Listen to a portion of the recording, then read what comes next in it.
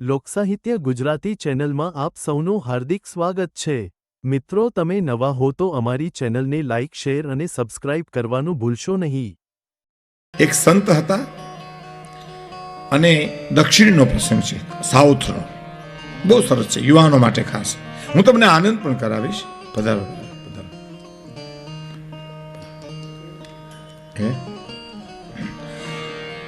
વાહ, અહીંથી જુઓ તો ખબર પડે કેટલું રળિયામણું લાગે છે આ બધું. વાહ વાહ, આ વાતું કરે ન થાય સાહેબ, આ બધું અમલમાં મૂકવું જોઈએ.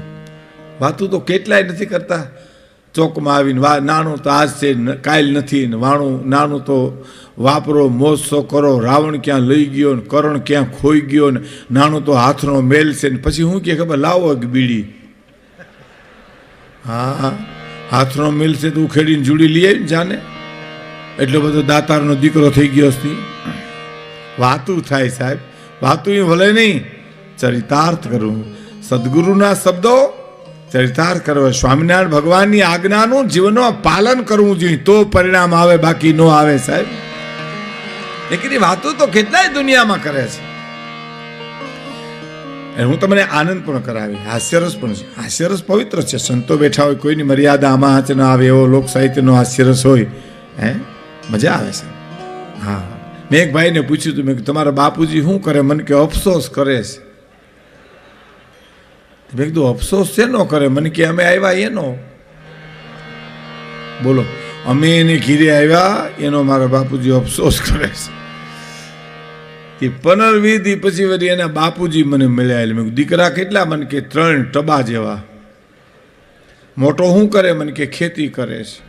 એથી નાનો તો કે બિન ખેતી કરે છે. એથી નાનો જે સામે મળે એનું કરે. હું એની પાસેથી અપેક્ષા રાખો સાહેબ તમે? આખો ઘાણવો દાજી ગયો હોય ત્યાં. બાકી તો કાઉ ઝાઝા કાગોલિયા અને કાઉ ઝાઝા કપૂત, હકડી સી મયણ ભલી અને હકડો ભલો સપૂત. હે ઈશ્વર, એક દીકરો દેજે, પણ 9 ખંડમાં નામ રાખે એવો દેજે, અને કાંઈ એક દીકરી દેજે કે 3 પખા ઉજળા કરી એવી એક દીકરી દેજે.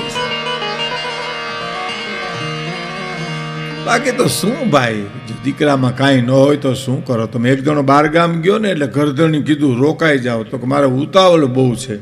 કે તમારે ઘરે 7 દીકરા કામ કરે તોય ઉતાવળ છે? તો હાથમાંથી ડફ દઈને કરશો પડી ગયું. કે કાં તો કે 7 દીકરા તમે કહો છો ને છે, પણ એક જો કોઈ ખારો દીકરો દે તો 7 દઈ દેવા મારે એને. શું કરો તમે એમાં?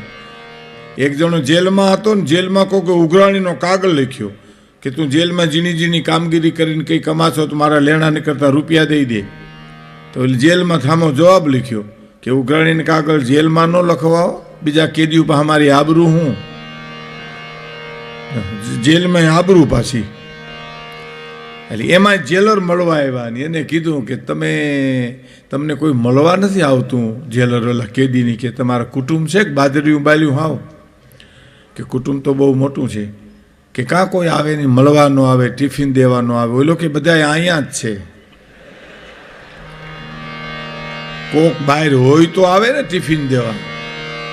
હાવ બધું હાવ પયા ભમ હોય ને શું કરો તમે? જાય 35 આંબાનો બગીચો, એનો એક ચોકીદાર એની નજર ચૂકવીને એક જણો આંબા ઉપર ચડી ગયો અને મેડો કેરીઓ ખાવા. તો ચોકીદાર જોઈ ગયો, હું ઓળખું છું તને, ઉતર હેઠો આગળ. નહીં ઉતરે હેઠો તું આગળ ઘીરે જઈને તારા બાપુજીને વાત કરી. એટલે ઓલું ઉપરથી કે ઘીરે ધક્કો ખાવમાં બાજુના આંબા ઉપર જુઓ.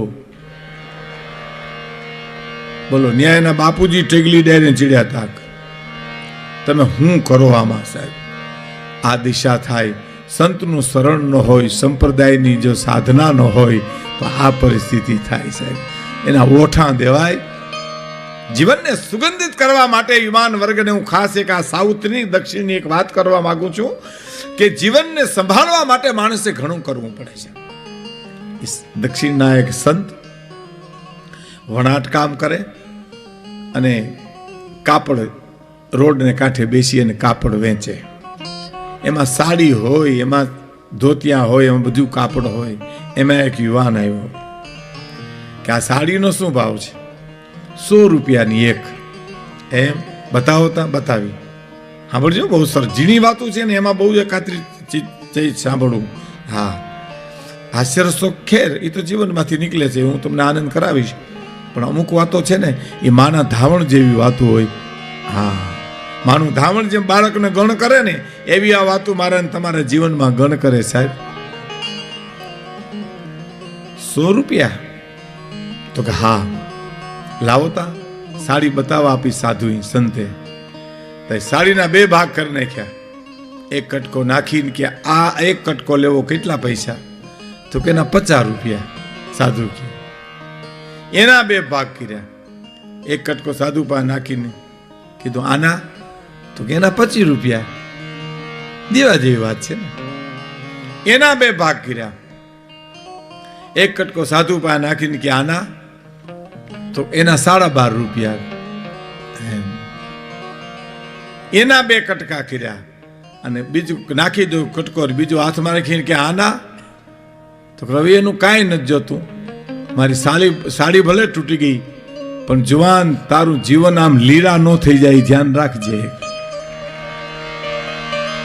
એક આખી સાડીના તે લીલા કર્યા એ મને વાંધો નથી, પણ તારા જીવતરના આવા લીલા ન થાય એ ધ્યાન રાખજે. કોઈક સાધુના શરણમાં જાયજે ને કોઈક ધર્મને શરણે જાયજે, તારા જીવનને સુગંધિત બનાવવું હોય તો.